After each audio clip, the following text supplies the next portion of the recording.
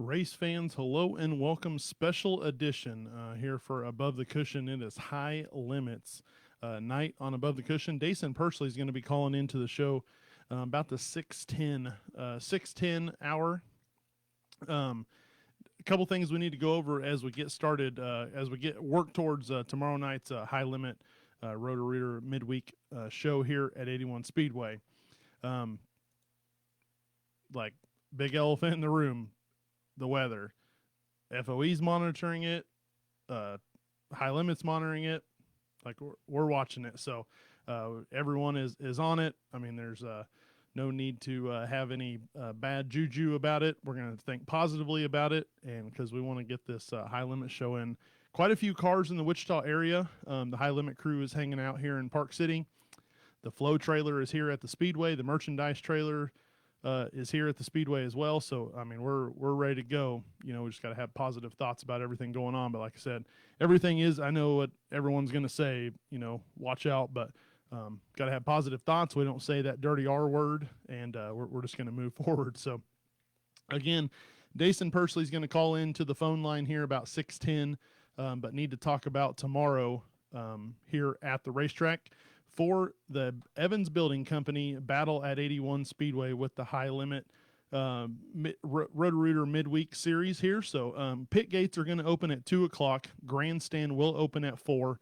6:30 hot laps with racing to follow. Now, the only class running tomorrow is the Kubota High Limit series. They're the only ones. They on the midweek shows, they know it's a Wednesday night. They know people have to go to work. So they try to. It's a very scheduled out show. It's very they're gonna run through it. I mean, they're not gonna run through it fast where you're not gonna get any entertainment, obviously. But they're no support classes, no stuff like that. So it is just Kubota High Limit. 410 sprint cars tomorrow here. So again, pits are going to open at 2 o'clock. A grandstand will happen at 4. 6:30 hot laps with racing to follow. You can still buy tickets here at the gate. All of your pit passes have to be bought day of, so everything get done here. If you've bought tickets online, of course, have either your printout or your phone to show the QR code so you can get into the gate. Pit passes are $50. Pit passes are $50 for all ages to get into the High Limit show. Kind of the same setup that we have for some other traveling series stuff. Of course, still some reserve tickets as well. General admission grandstand, of course, are going to, nothing, only the reserve tickets are going to sell out. General admission grandstand tickets, not going to sell out. Pit passes, not going to sell out. So, get here, take off work a little bit early, get here, enjoy, going to have some stuff on the midway. So get here and enjoy some of that and just have a good time because this is going to be an absolute blast. Again, Evans, we need to thank Evans Building Company for coming on board and being a partner with us here for the High Limit show. The battle at 81 as it is named. Again, Evans Building Company been around racing a long time. Need to thank them. We just can't thank them enough for everything they have done to help us get this going. So. Again, if you're joining here on the live as the viewership grows, I see it. Thank you for spending Tuesday with us here for Above the Cushion, special edition High Limit show. Daison Pursley going to call here in just a couple minutes, so need to get some of this info out before he gets on the phone line. Again, grandstand tickets not going to sell out. Reserve tickets will sell out. Obviously, reserve tickets are limited spots in the grandstands.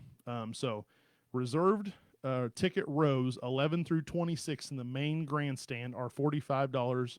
General admission seating available in the north grandstands, rows 1 through 10 in the main grandstands, and the south hillside for the dirt hill for the lawn chairs. Adult general admission $40. Children 6 to 12 general admission going to be $20. Children's 5 and under are free. Tailgate parking still available. I think there's just a couple spots left for the pit side party spots on the backstretch. That's an absolutely fantastic spot to watch the races. If you've never done that, I highly encourage that you do that. Each one of those spots is $50 plus the cost of your pit pass. So kind of the same thing as normal. The pit side party spot does cost extra money. plus your pit pass, because you're in the pits. You got to have a pit pass. Tailgate parking spots um, do not include the pit pass and are not available for RVs. So pickup truck, car, kind of your normal street vehicle, only allowed in the pit side party spots. So no RVs, no semis, nothing like that. Um, Again, pit passes have to be purchased day of event. We talked about that. Those can't be purchased in advance, but you can get your pit side party spot early as well. Uh, Again, just kind of general reminder, the main grandstands here at the Speedway, no smoking, no vaping. Dirt Hill Gang, or the picnic tables, that is a designated smoking establishment here, or spots here at the Speedway. No coolers, no outside food, beverage, coolers, umbrellas, any weapons of any kind are prohibited. No seat cushions allowed that have backs or metal pieces. And then, of course, the clear bag policy as for all events, all, stadiums, arenas, any sort of event, everything is going to have a clear bag policy. That's not just specific to 81 Speedway. That's that's at Intrust. That's at Hartman. That's at Kauffman Stadium. That's at Arrowhead. That's everywhere. Everywhere has that same rule for the clear bag policy. So just want to remind everyone of that. Again, if you're just joining us here, I want to thank you for spending Tuesday night with us. Hope you've had a great week. It is a super busy week here at the Speedway. We had a short turnaround from Saturday night, weekly championship points racing. Awesome night. We had 7 classes all packed in here. Of course, all 6 of your weekly championship points action, plus the Kansas Antique Racers Association was with us, and they had 2 groups of hot lap sessions. So that was great to see them. It was great to see all the fans, Mays and Goddard residents. It was free to get in Saturday night, and we want to thank all those fans for coming in, and we appreciate you, and we hope to see you again sometime. Be paying attention as we might do a couple more town freebie towns as we go through the year. So just be paying attention to the Facebook page, and we'll get all of that information out as well. Humboldt Speedway, it was great on Friday night. The weather was absolutely beautiful. Racing was awesome. Car count just tremendous. It was a great show out of cars. Cars, fans. It was Yates Center night over at Humboldt. It was absolutely amazing. Want to thank you guys for being at Humboldt on Friday night with us. Want to thank everyone that tunes into the lives that we do for Victory Lane over in Humboldt. That was something that GM John Allen and I talked about, and he wanted to try it, so we're doing it, and you guys are really supporting that, and we appreciate that. A little bit shorthanded over there. Don't have anyone in the infield to help out, and I can't really run up and down the stairs that good to get Victory Lane done as the classes go through. So we appreciate you guys supporting the live that we do, and I want to thank all the racers for hanging around as well. I know that some of them are there for a little bit, and come down to Victory Lane and be part of the live. So I want to thank all of them. Daison Pursley's calling in. Let's answer the phone here live on Above the Cushion. Hello, Above the Cushion. Hello, this is Daison Pursley. I got your guys' number from Kinder Jacobs. Yeah. Should I call you tonight? How we doing? Good. How are you? I'm good. Well, we're live here on the feed. Okay. So I appreciate you taking some time to call in and have a chat with us. Yeah, no worries at all. Love to. Where are you at in the country? Oklahoma right now. Okay. Originally from Oklahoma and stuff. So when we get to come through here, it's good to get home and stuff like that. Yeah. So kind of take us back to how you got started racing. I'm always curious to how people find their way to this sport. Yeah, absolutely. So, I was fortunate enough to kind of grow up, not in it, but kind of evolved in it and stuff like that. And my dad actually raced, way back in the day, and I was never old enough to get to watch him race or anything. He quit a couple of years before I was born, and so never got to watch him race. But of course, heard stories and stuff. And then when I was growing up, my dad always, of course, took me to the racetrack and everything. And then my uncle actually raced around Port City. He raced sprint cars and stuff like that. So.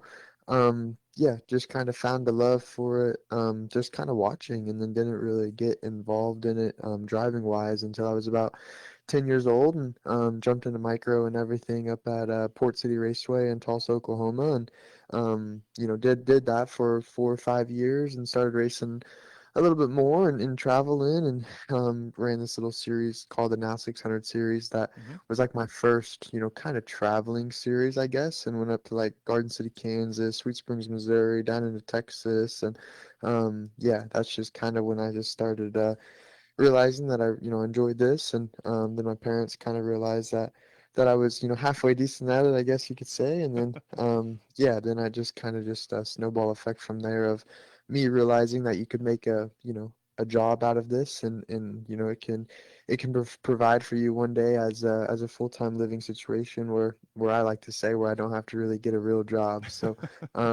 just been fortunate enough to hook up with a lot of great people, and my parents have helped me along the way and continue to help me to this day.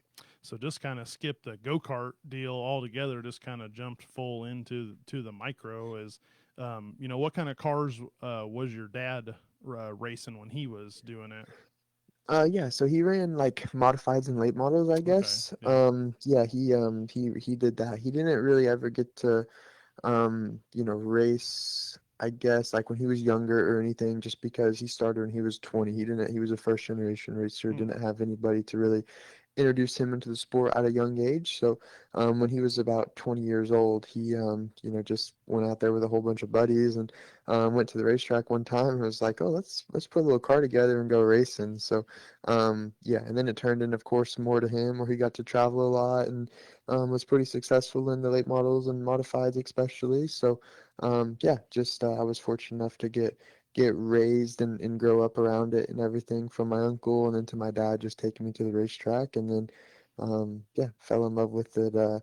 I fell in love with it at a young age, but like you said, I got to skip a lot of the go-karts and everything like that just because I started when I was 10 years old. So my dad just kind of didn't mess with as he would call it, those little kid cars, and we just jumped straight into a real race car for sure. I mean, you kind of spent most of your career in the open wheel. The micros. You've done some midget stuff, some non-wing. Of course, you're the 2024 USAC midget champion. You've been with Keith Coons, who we're going to get to see Friday night and Saturday night at both of our racetracks for the Extreme Outlaw Series, and he's awesome. And kind of wanted you to talk about Keith. I've met him a couple times, and he's amazing. And people that come through his program are they always are standouts. Yeah, most definitely. I mean, Keith is, the top person to drive for in midget racing, and he's one of the best to ever, lay his hands on a race car and make it go fast, no matter if it's a four-wheeler or a lawnmower or anything. He's extremely talented at what he has, built and has done, and yeah, it's just a great guy. Just like you said, anybody that has went through his, racing team and his development team has grown to be a really good race car driver, no matter if that's in sprint cars or you see Kyle and Christopher, up in NASCAR and stuff like that. His number one goal is to, when kids go through his program, he just wants them to be a full-time race car driver one day where they can do it for a living. And he's had so many people and he's put so many people in amazing opportunities to showcase their talent, and I've just been very fortunate enough to be one of them that has went through his program. I was there for I think it was 4 years. Went there in 2019, and then finally got hired by somebody in 2022, 2023. Or 2023, yeah. So, just yeah, I was very fortunate enough to get to race with him. He taught me so much on and off the track, and I met so many great people through him that yeah, Keith and I get to still talk, every day. And when I have any questions in this industry, I can always go to him and just kind of, he has all the answers. He's, been through the good and the bad and has understood, what it takes to be, a top owner. And then he has seen the ups and downs of, drivers, going through it as well too. So if there's anybody to lean on, Keith Coons is definitely one of those guys that is just very, very, successful and has a lot of answers for sure. Yeah. Kind of looking forward to tomorrow night here at 81 Speedway. with the High Limit series. Kind of talk about that series. As a whole. You know, talked to Kendra before, and we've tried to have a race last year. Unfortunately, had to cancel it for some weather issues, but that whole entire staff at High Limit is awesome to partner with, and of course the drivers are stand out on the weekly on the midweek series stuff.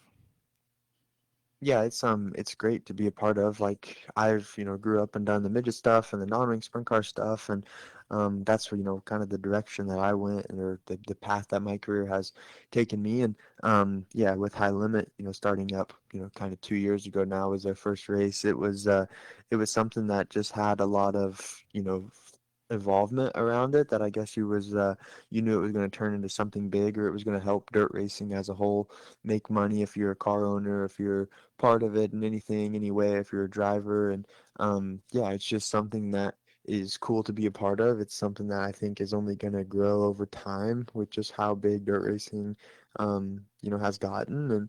And I think with the help of Flow Racing and everyone that's a part of it, it's only going to grow even more. So just cool to be a small part of it, and get to travel with them. And yeah, I've met a lot of great people, like you said, Kendra, and then Mike Hess, and then of course Kyle Larson and Brad Sweet, who kind of have started it and wanted to build this idea. They've brought it to life in a big way. And yeah, just wanted to be a part of it before it really started to take off. And then as a young person like me, making that transition to wing cars, hasn't been easy by any means, but I think in the long run it'll be something that will help me, be a better race car driver. And then hopefully I can make a little bit more money doing it as well.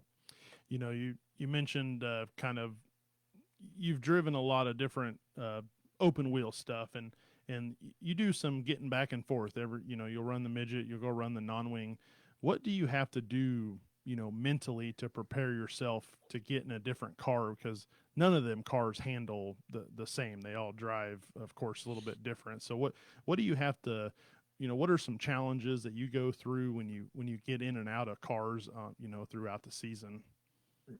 Yeah, I mean, I think it's just the way I look at it is I just think there's very select people that are good in literally everything that they jump in. And it's one thing just to be, good at one thing and master one thing. And it takes time and talent to do that as well too. But in my mind, I just want to try to be good at everything and race literally everything. And yeah, I just find that enjoyable for me. And that's just kind of like my opinion of, I like jumping around in non-wing cars and midgets, and yeah, just racing at all the major, crown jewel events in any kind of division. So yeah, I think jumping around back and forth in between cars can help you in a lot of ways with just your racecraft, and understanding how different things work and everything. So yeah, I don't do too much thinking though, like when I jump back and forth in between, just kind of naturally just let it happen, and kind of try to adjust on the fly. But sometimes it definitely takes a little bit more getting used to, especially when you jump back and forth into a different car in the same night, when you're running like double duty or triple duty, or when you're at Eldora running quadruple duty. So yeah, just kind of, me personally, just adjust on the fly. And that's why some people don't really think those 3 laps and hot laps is that important. But for me, as a person jumping back and forth, I like getting those 3 laps to just kind of understand, and trying to figure it all out again. Kind of looking at the 2025 season. I know we're into May. You guys have been racing for quite a while, but how would you kind of rate yourself so far into the 2025 season? Yeah, I think, like you said, it feels like we haven't done that much racing. It's only May, but I look down at my calendar as well too, and I'm like, holy crap, I've done a lot of racing already this year. So, yeah, no, it's fun. I think being in a car every single weekend, and sometimes multiple times a week, is good. That's what I want to do, is race. So, yeah, I think my season overall, the wing stuff has definitely been a little bit of a struggle, but I knew it was going to happen because these people are just so good at what they do. They've mastered their craft in racing, and are just so sharp and talented. And these guys are definitely no joke. So the wing stuff, I feel like I have a lot of improving, and and a lot of things to learn still yet, but I think it's right there, that I just feel like I'm getting comfortable each race and I'm learning things that I didn't even think I would have to learn. So yeah, I think it's pretty close for everything just to coming together where we have some, really good speed, and I'm comfortable and confident in myself and in the car to make things happen. And then the non-wing stuff, we fired off really good with CB Industries and Chad Boat, and then in the midget stuff we did as well too. So yeah, just having a lot of fun racing right now, and to only think of it, to be May is crazy. But then again, I feel like I've done a lot of racing as well too. So just taking it all in and excited for the rest of the year, and excited to really, kick off the year where we're racing every weekend consistently if the rain will allow us. Yeah. What's looking forward towards, because you're going to do a lot more racing the rest of the season. What's a track or a race that you've got circled that you're really looking forward to being at? Yeah, in the wing car, I feel like I don't have, one that's extremely, or that I'm extremely like looking out for or anything. Just kind of all of them, really. But I can't wait to get to Port Royal in a wing car in Pennsylvania. I really enjoy that one and everything. In the non-wing car, I did at least, and it's just a crown jewel event or a crown jewel track up in Pennsylvania and everything. And then, on the non-wing side of things, I really want to win at Terre Haute Action Track in Indiana. So, I got two of those coming up on my schedule this month. So, those are two that I'm just kind of excited for, and just can't wait to get out there and try everything. And then, yeah, just a lot of racing here to do in May if the weather allows us to do so. Want to give you some time to you get in a lot of cars, you got a lot of supporters, you got a lot of sponsors. Want to give you some time to highlight your crews on both teams and your sponsors and your supporters. Yeah, I mean, first and foremost, the biggest supporter that I've, have in my lifetime and continue to have is Avani Windows and Doors with Jerry Petty. He's done so much for me in the last, year and a half to allow me to get to race, and then allowed me to step into a wing car as well too. And then Book Motorsports Tom and has, allowed me and given me the opportunity to drive his beautiful race car. And then, Sean Strasburg prepares it for us to go out there and race and beat up and down the road. And yeah, they have a lot of great partners as well. Big Spring Car Wash, Water Treatment by Designs, just everyone that's a part of that thing is extremely cool to work with. And, haven't got to meet or met a lot of the sponsors yet, but I've got to meet a few. So I'm looking forward to meeting everyone a part of that deal once we get into the more PA area where they're based out of and everything. And then on the non-ring stuff, of course, all of Chad, Boat's crew guys and everything do a phenomenal job to prepare me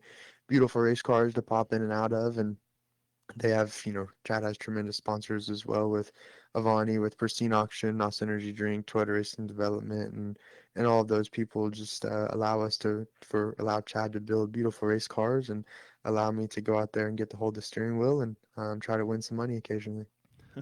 um, One big thing that people talk about for us, especially for the sprint car drivers, is just the grind, just to be out on the road, traveling up and down.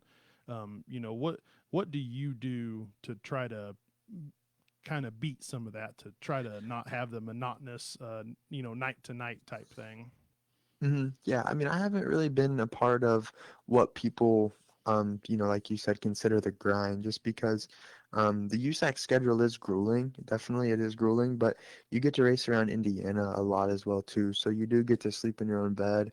I lived in Indiana when I was racing those USAC, seasons and everything. So I did get to sleep in my own bed quite a bit, but this year is really the full time, like you said, grinding year that I have done. And I mean, I was out in Florida for 3 weeks in February. So yeah, just the living in the motorhome, kind of bouncing back and forth between motels and hotels and everything is it's something that I find enjoyable, because when I get into that kind of routine thing, I just kind of get bored, just like get antsy and ready to go. So me being originally from Oklahoma, I still have My parents still have their house and everything here, and then my girlfriend actually lives in Oklahoma too. So anytime that we have an opportunity just to swing through Oklahoma and in this area and stuff, I always try to find time to stop here just to, like you said, break up that kind of grind where you're not constantly, on the road, traveling and stuff like that. You can actually take a nice, shower where you're not hurrying and stuff out of the motorhome. So it's nice as well too. And then I have a place in North Carolina as well too. So anytime that I can, take a quick flight up to North Carolina to just kind of get away from racing, I think is definitely a good thing for your mentality and everything to stay driven and to stay wanting to do it. So yeah, I'm just still that young kid that just wants to race every single weekend and race as much as possible. But I've got a lot of good people that have done it for a long time that has given me some guidance and just still trying to take it all in to really what makes the most sense for hopefully me doing this for the next 20 to 30 years. When you're racing quite a bit. Of course, you're racing during the week with high limit. You're racing, Friday, Thursday, Friday, Saturday. You're doing as much as you can, but you have an off day. Uh, what is something non-racing that you like to go maybe do? Yeah, this is a question that I get a lot, and like I wish I could really have like an actual answer, but like I just live and breathe racing. Like this is like literally all I do. I find so much enjoyment in it and so much just like passion and want to be better at it and want to get better and racing is about literally all I do. I study videos on flow racing on YouTube and all of those things to just help try to better my craft. So, yeah, if I really had to go out on a limb and say anything, like I want to say that I'll go to like Top Golf or something like that, but I'm not any good at it by any means. So, yeah, I mean, literally, I just live and die by racing and just want to better myself and put myself, when anytime I get a good opportunity, I want to take full advantage of it. So, yeah, I just work out occasionally or try to stay in shape for that. But, I guess if you want to consider that a hobby, then that's something I'll probably be doing on the off days for sure. That you kind of answered one of my next questions was if you're going to run into a track that you've not been to before, how do you kind of prep? And you kind of mentioned you're watching some videos, uh, if you're going to run across the track that you've not been to, is that something you actively like? Let me go try to find this on Dirt Vision or Flow or Racing Dirt, or kind of see how the track works and see where people are running. Yeah, definitely. And I mean, I haven't been to 81, so that's, something that I did actually today was went to Dirt Vision and everything and kind of looked it all over and wanted to kind of, find out how the layout was on the track and how it progressed through the night. But yeah, I explained it as like, racing, you can't really go out there and grab a basketball or a football and start throwing it around and shooting hoops or anything. So our practice is what I feel like, in my personal opinion, is just you just get to watch film. I've grown up iRacing and stuff too as a kid, and still do that occasionally as well too. But since we're traveling up and down the road, I think the only valuable thing that you can really do is, watch film. That's kind of our practice and everything. And when you understand, I feel like how the track progresses and stuff, it's just another one step ahead that you can see on the film and everything, and not have like a little blank mind thing, about mid race when the track starts changing at a place you haven't been at before. Yeah, you again answered another one of my questions. Was I had saw of course doing some research before the show. There were some pictures. You got a WR1 suit, and of course you do a little sim racing. Is that something that you also use? I know a lot of the NASCAR drivers will use it if they've not been to a track or haven't been there for a while. They'll go onto the sim. Are you using it for research? Using it just to get some, just stay sharp on your skills? How are you utilizing the sim? Yeah, I mean, I think that there's some people that say it can create bad habits and this and that, but I mean, during COVID time, like you said, I was on my WR1 thanks to Chad Willer and all of them. He's been a great friend and a family friend now for sure. So, yeah, during COVID time, I mean, I ripped on that thing every single day. I probably put in 8 hours a day or 8 hours at nighttime, staying up too late during COVID, but. Yeah, it's a great, I think it's a great tool. Like going back to what I said, you can't, grab a race car and go out there in your yard and just rip laps. So, what you can do is get on the simulator and just keep turning that wheel left and right. And, yeah, I think it's just a good practice to stay sharp and build your reflexes and just, yeah, continue to go around a dirt oval that is extremely challenging. And, I think it's just something that's valuable for sure. I think there's not really, a right or wrong thing to do, or it does build bad habits. I think it's just one of those things sometimes where you can just jump on with your friends too and have a little bit of fun and just have that, or feed that competitiveness that we all have in our body. You've mentioned it a couple times about, building a career and you want to do this for the next 20 or 30 years. And, what is the, what's the end game? Is it, you want to run 410 wing cars, for 20 years, or, you're looking at some NASCAR stuff, what's kind of, what's running through your mind when you think about, being in the sport and being and racing for the next, 20, 30 years. But yeah, I mean, I just want to be a race car driver, and I just want to, make a living doing it. So, wherever that takes me, if that's wing cars or NASCAR or dirt late models or anything that, wherever my career path takes me and I, enjoy doing it, I think, I'll be more than happy that I lived out my childhood dreams. So, yeah, just want to drive race cars, and going back to, like I said, I just don't want to have to get one of those everyday jobs, and I just want to have fun doing it and everything. And 410 wing cars has been a dream of mine for sure in the world of outlaws and high limit. And it's just very hard and challenging. And I ran into that head first this year of how hard it really is. So I find a lot of enjoyment in getting better, and understanding the process of what it takes to get better. And just have a whole nother level of respect for people that have, Brad Sweet, Kyle, and then Tyler Courtney, and just David Gravel, and all of the top, World of Outlaw people and drivers that have done it for years and years and years.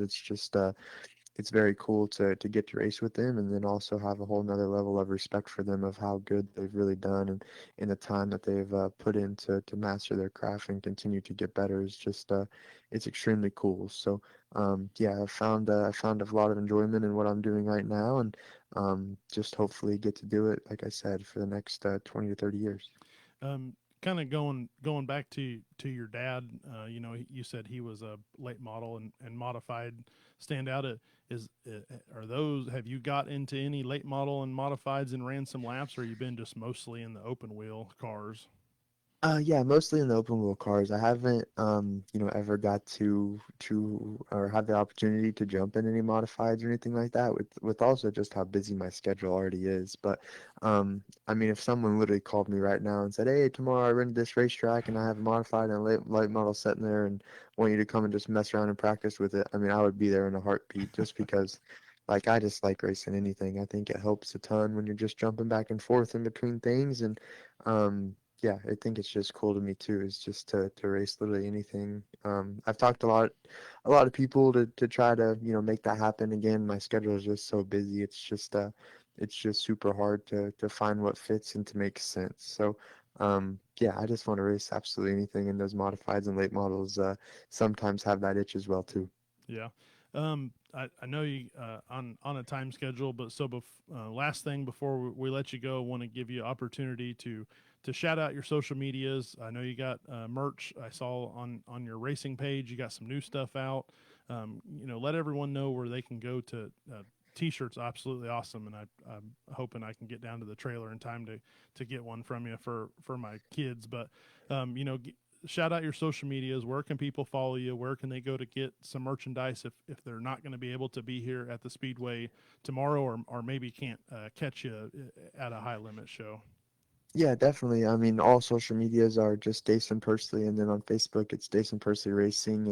And yeah, you go to shop Daison Pursley on the Safari or on the internet, and you can find all of our merchandise and everything. My girlfriend does a phenomenal job with all of that stuff, and the shipping stuff is really quick turnaround as well too for the people that can't make it to the track. So yeah, just it's an easy way to show some support for the racers and everything. And like you said, hopefully some people find enjoyment in some of our new stuff as well too. So yeah, just follow us all along there, and hopefully you guys enjoy the ride.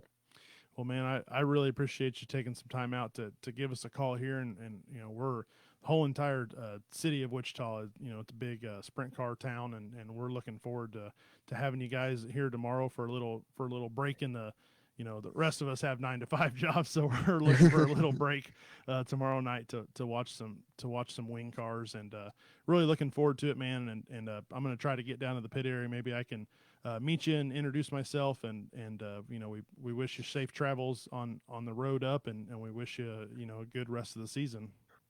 Yeah, thanks for having me. I appreciate it. I'm excited to get to Wichita. It's a closer one to my hometown, so I'm looking forward to meeting everyone. And don't be afraid to come on and say hi. I like meeting everyone, so just come by and like I said, go buy a t-shirt in the pit area or whatever you guys like to do. Awesome, man. Well, we really appreciate it, and like I said, safe travels, and we're looking forward to seeing you tomorrow. Sounds good. Thank you for having me on. I appreciate it. Yep, have a good night. You as well. Well, good conversation there with Daison Pursley. Man, just wants to race. Guy just wants to every day of the week, 7 days a week, just wants to put down laps, and that's my kind of people right there. But again, just kind of looking forward to tomorrow night. Pit's going to open at 2, grandstand at 4 o'clock. Racing going to start 6:30. Hot laps with racing to follow.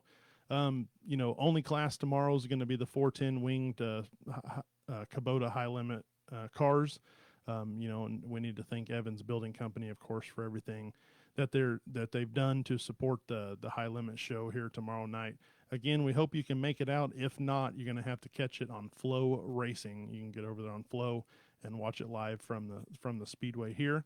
Another thing, as we look forward, because we got more racing going to happen this week. It's a big week of racing. So Friday night over at Humboldt, of course, we're going to see the Extreme Outlaw Midgets. Going to have them again back with us. And if you have not been to a Outlaw Midget show at Humboldt or 81, you are 100% missing out, because it is absolutely fantastic time. So kind of looking forward to Friday. We're going to have the Extreme Midget Outlaws. Of course, pit gate's going to open at 5, grandstand at 6 o'clock, 7:15 is hot laps, and then racing to follow. Pit pass is going to be $40 for all ages. Advanced reserved tickets going to be $25. Day of will be $30. Advanced adult general admission $20. Day of $25. And of course, children general admission 6 to 12 is $10. No outside food or drink, coolers, umbrellas, anything like that. Clear bag policy. No seat cushions are allowed in the that have metal back or metal pieces allowed in the grandstand.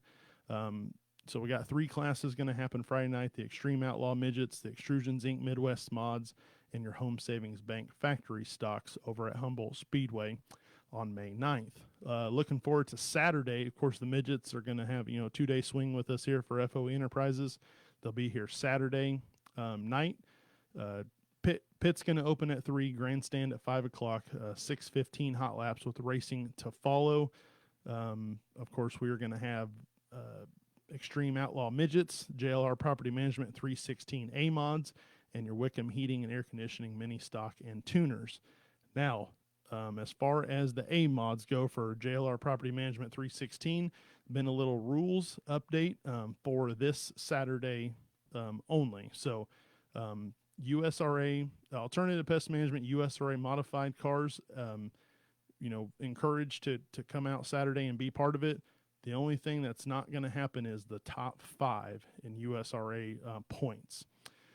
So, as it stands right now, Tyler Davis, Dan Powers, Austin Rogers, Peyton Phillips, and Kirby Robe are the 5 cars that cannot compete Saturday night here for JLR Property Management 316A modifieds. We encourage the rest of JLR Alternative Pest Management to be here and be part of the 316 mod with the Extreme Outlaw Midgets.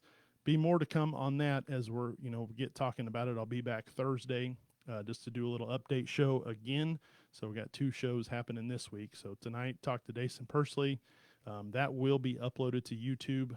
Here, I'll get that uploaded tonight. So that'll be up on YouTube. You can catch that. Of course, it's going to be on the Facebook page as well. So we're looking forward. It's a big week of racing, and we got to give a shout out to all the FOE Army, everyone that's doing their part, picking up trash, cleaning stuff. It's a big turnaround week. So it's been kind of taxing on the crew, but the facility here at 81 looks absolutely fantastic. Humboldt has got turned around and it's ready to go. So it's a big week. It's tomorrow. We're really looking forward to it, and we can't wait to have the high limit cars with us tomorrow night. And we're just positive thoughts for for everything. We're watching, monitoring it, and make sure we're good, but just positive thoughts about it, and so we can get tomorrow night in. Extreme Outlaw Midget's going to happen Friday and Saturday, doubleheader. We'd love to have you at both racetracks to take it in, because you are going to see two completely different shows for the Extreme Outlaw Midgets. Of course, Friday night, you're going to see a very technical race, tight bull ring. Their slide jobs, they'll be turning the car sideways at the flag stand to dive it down into turn one. It's absolutely awesome event at Humboldt. Then, of course, Saturday night when they bring them here to 81 Speedway, it's just a speed fest. It's just high mile an hour. They'll be up against the wall, down around the tires. It's an absolutely fantastic show. Two completely different types of racing going to happen Friday and Saturday for the Extreme Outlaw Midgets. So love to have you at both tracks so you can take it all in. That is going to do it for tonight. I want to thank everyone for spending Tuesday night with us here for Above the Cushion. Again, I'm gonna upload the live from tonight on Facebook onto the YouTube page so you can get a look at it again. We'd love to have you visit the YouTube page for Above the Cushion. Give it a like, comment. There is some pit stop videos up. So if you go over to our YouTube page, go over to the Shorts tab, and there is 3 of the pit stops up. Pit Stop is a YouTube exclusive content that we're doing here. We're interviewing our local drivers. We got 15 questions, some racing questions, just some fun questions, and you kind of get to know these drivers. So there's 3 of them posted. We'd love to have you go over there, give them a like, give them a comment, give them a share.